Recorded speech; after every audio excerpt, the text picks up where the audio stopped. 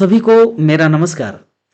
आज की कहानी मात्र 16 साल के लड़के इकबाल की है। इकबाल वैसे भी बड़ा परेशान रहता है। उसके जीवन में बहुत सारी आफतें आती रहती हैं। आफत तो आती है, इस तरह से आफत आई है कि उसके अब्बा का देहांत हो चुका है। अब्बा को दफनाने के लिए वो कब्रिस्तान जाता है, लेकिन आफत है, मुसीबत ऐसा है कि उसका पीछा कब्रिस्तान में भी नहीं छोड़ता। मुसीबत आ जाती है।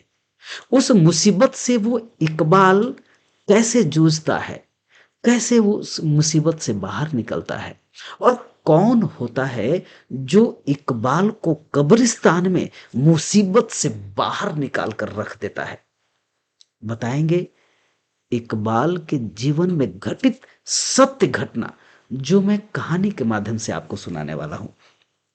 जब ये कहानी आपको पसंद आएगा तो आप अपने दोस्तों में शेयर करना नहीं भूलिएगा। बढ़ते हैं कहानी की तरफ। इकबाल, जो आपने सुना कि मात्र 16 साल का है, घर की जिम्मेवारी इसके माथे पे आ चुकी होती है, क्योंकि घर में इससे बड़ा कोई है नहीं, परिवार में और कोई नहीं है, और सिर्फ अगर हैं तो वो पिता हैं, और वो भी पिता जो काफी दिनों से बीमार चल रहे हैं।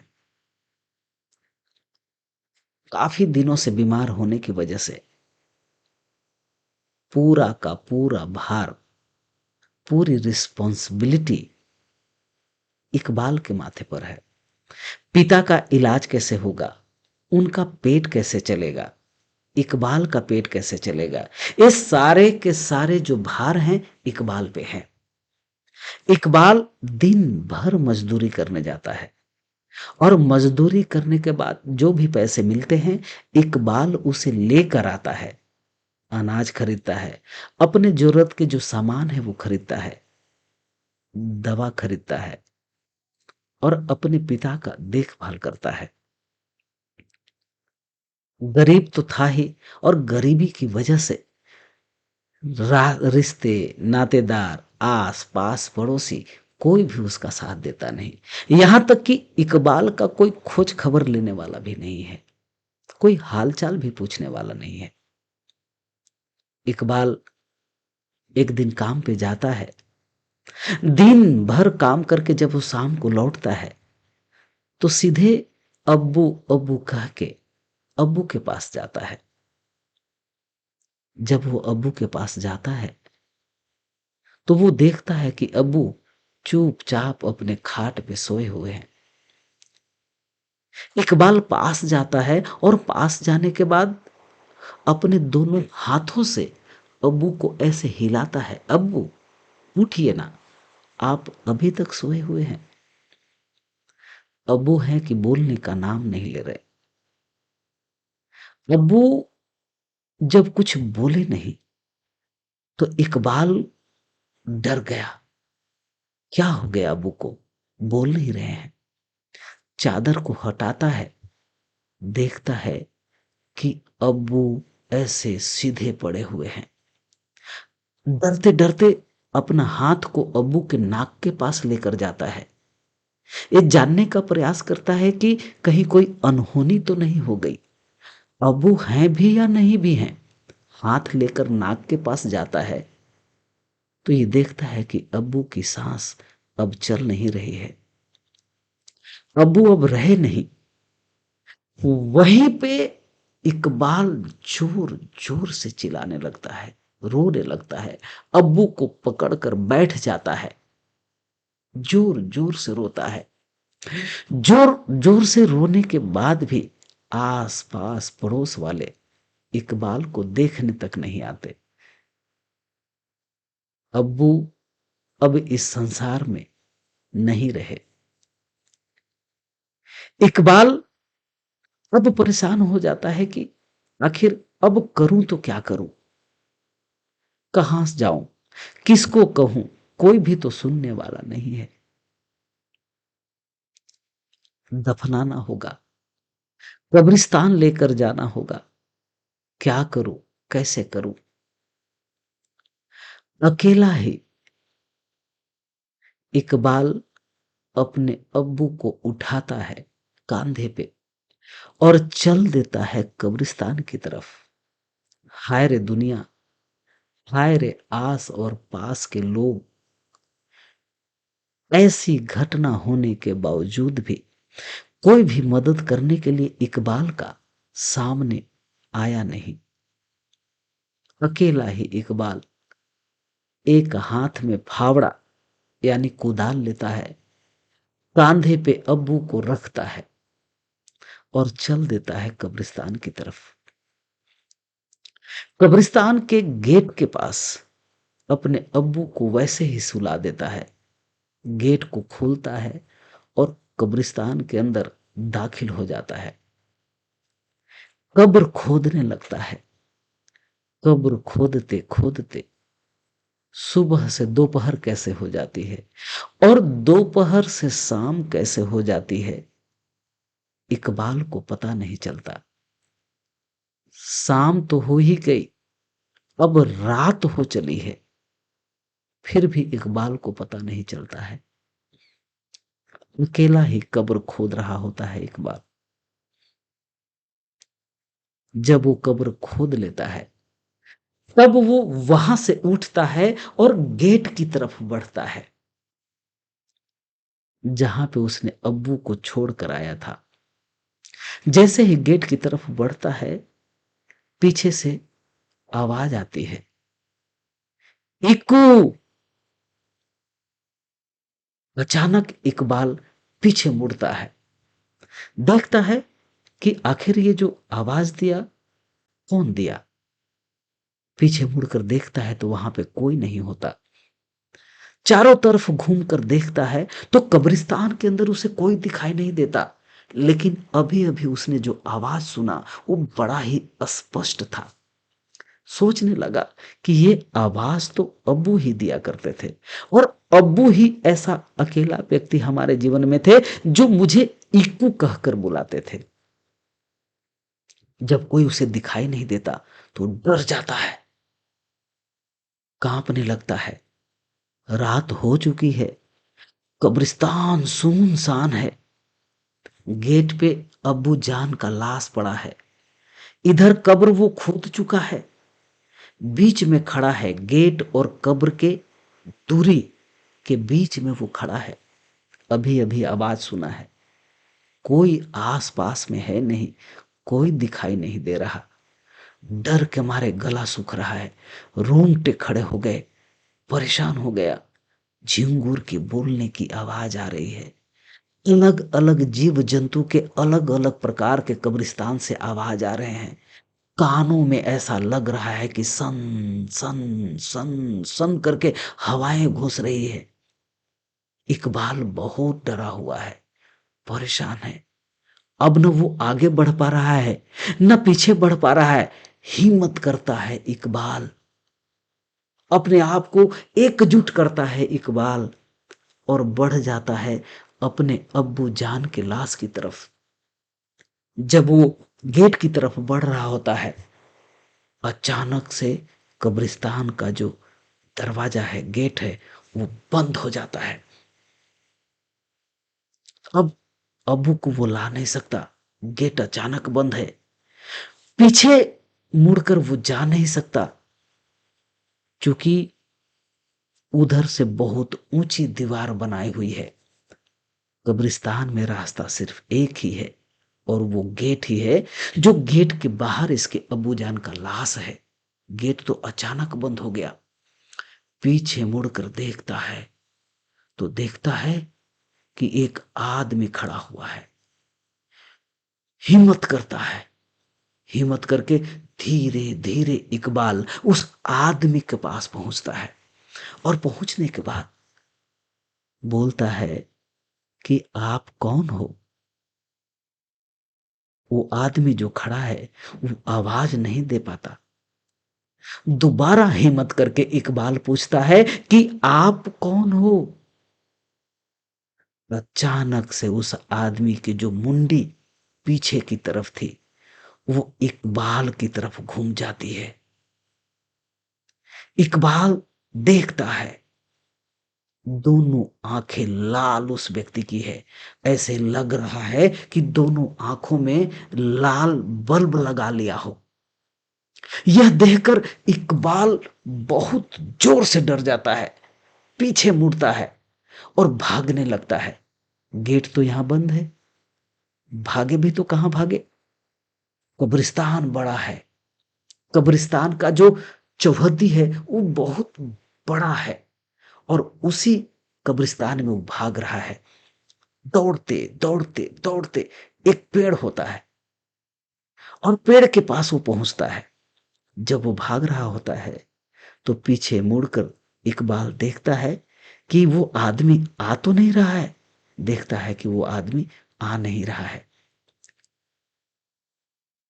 इकबाल थक चुका है दौड़ते दौड़ते। एक तो ऐसे आफत कि उसके अब्बा नहीं रहे, अकेले ही वो कब्र खुदा है, अकेले ही वो उठाकर अब्बा को लेकर आया है। दिन भर काम तो किया ही था, थक चुका है। अब इसके पैर में जान नहीं है कि वो आगे भागेगा। इकबाल सोचता है कि अब तो कोई रास्ता मेरे पास नहीं है, बस मैं इसी पेड़ के पास रहूंगा। अब जो होना होगा हो जाए, जान जानी होगी चले जाए। दुनिया में वैसे भी एक ही तो थे, वो अब्बू थे। अब अब्बू नहीं तो मैं भी क्यों, मैं जीकर क्या करूंगा। अगर जान ही लेना है तो वो जो आदमी मेरा पीछा कर रहा है वो जान ही ले लेना। इकबाल बस यही सोचकर उस पेड़ के नीचे बैठ जाता है। बैठने के बाद कुछ देर बाद कोहरा इकबाल के आसपास में छा जाता है। उसी कोहरे में देखता है इकबाल कि एक बच्चा आगे आगे दौड़ रहा है। एक औरत है जो उस बच्चे का पीछा भी कर रही है। उस औरत के पीछे एक और औरत है जो उस दोनों का पीछा कर रही है। दौड़े जा रहे हैं, दौड़े जा रहे हैं। ये अपनी आंखों से इकबाल उस कब्रिस्तान के पेड़ के नीचे बैठकर देख रहा होता है। धीरे धीरे कोहरा साफ होता है। वो जो औरत उस औरत के पीछे और उस बच्चे के पीछे जो भाग रही थी, वो औरत अचानक से रुक जाती है, और रुकने के बाद इकबाल की तरफ आने लगती है। तब तक कोहरा साफ हो चुका होता है। इकबाल उस औरत को देखता है कि जो औरत इसके तरफ आ रही है, वो औरत ऐसे लग रही है जैसे कईक सालों से कब्रिस्तान के अंदर दफनाई हुई है, सड़ी गली हुई है, अजीब दिख रही है। देखकर एक तो पहले से ही इसकी जो जान है वो हलक में आ चुका था। उस औरत को देखने के बाद अब ऐसे लगने लगा कि अब तो प्राण ही खत्म हो जाएंगे, अब तो जीना मुश्किल है। इकबाल बैठा हुआ था, खड़ा हो जाता है, फिर भी हिम्मत जुटाता है। तब तक वो औरत इकबाल के पास में आ जाती है। इकबाल पीछे पीछे और पीछे खिसकने लगता है। जैसे ही इकबाल के पैर पीछे की तरफ आ रहे थे, इकबाल अपना पैर पीछे पीछे लेकर पीछे की तरफ जा रहा था। औरत आगे आगे से इकबाल के सामने से आ रही है। ऐसा लग रही है कि अब इकबाल के चेहरे को खा जाएगी, नोच डालेगी। अचानक इकबाल का पैर एक कब्र के अंदर पड़ जाता है, और वो इतनी गहरी कब्र होती है कि वो ऊपर से धड़ाम से नीचे कब्र के अंदर गिर जाता है। कब्र के अंदर गिरने के बाद अब उसे लगने लगा कि कोई उसी इतने गहरे कब्र के अंदर, जमीन के अंदर भी लेकर जा रहा है, खींच रहा है, पैर अंदर की तरफ जा रहा है। इकबाल जब नीचे देखता है तो देखता है कि वही औरत दोनों पैर को पकड़ के नीचे खींच रही है, कब्र के अंदर धंसते जा रहा है इकबाल। इकबाल हिम्मत जुटाता है और जोर से अब्बू अब्बू अब्बू करके चिल्लाता है। दोनों हाथ ऊपर की तरफ कर लेता है इकबाल।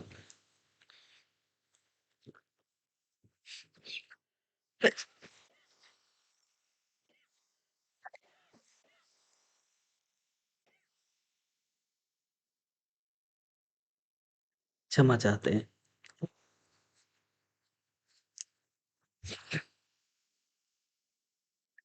अचानक इकबाल को लगता है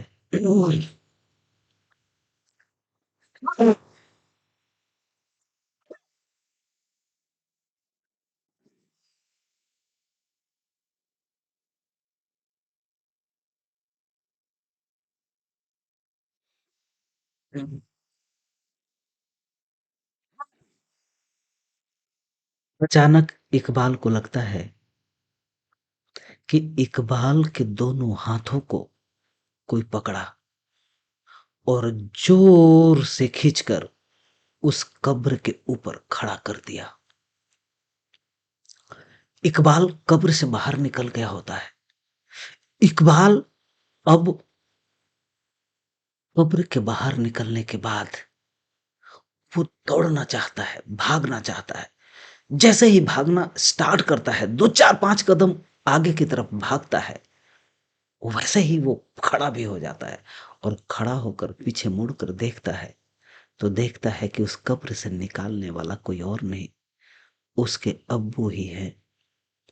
उसके अब्बू ने ही इकबाल के दोनों हाथों को पकड़कर कब्र से बाहर खींचा है। इकबाल रुक जाता है और रुकने के बाद अपने अब्बू के गले लगने के लिए पीछे दौड़कर मुड़ता है, जहां पे उसके अब्बू दिखाई दे रहे थे। इकबाल अपने अब्बू के गले लगता है, जहां पे अब्बू खड़े थे, दोनों हाथ फैलाकर अब्बू अब्बू करके गले लगता है। जैसे ही वो गले लगता है, अब्बू तो वहां थे नहीं। अपने दोनों हाथों को बस ऐसे ही करता है इकबाल, और ऐसे करने के बाद अब्बू अब्बू कहकर रोने लगता है, चिल्ला चिल्लाकर जोर जोर से रोता है। लेकिन अब्बू तो वहां थे नहीं, अब्बू है भी नहीं। अब्बू तो बस गेट के बाहर है, जिन्हें अभी दफनाना बाकी है। इकबाल के अंदर हिम्मत आती है और इकबाल गेट की तरफ चल देता है। जैसे ही वो गेट की तरफ जाता है, देखता है कि वो गेट अपने आप जैसे बंद हुई थी, वैसे ही खुली पड़ी है। अब्बू की लाश उसी गेट के सामने अभी भी पड़ी हुई है। इकबाल जैसे तैसे हिम्मत करके अब्बू के लाश को उठाता है और कब्र में आकर दफन कर देता है। मिट्टी डाल चुका होता है। इतना करते करते थका हुआ तो है ही, परेशान तो है ही।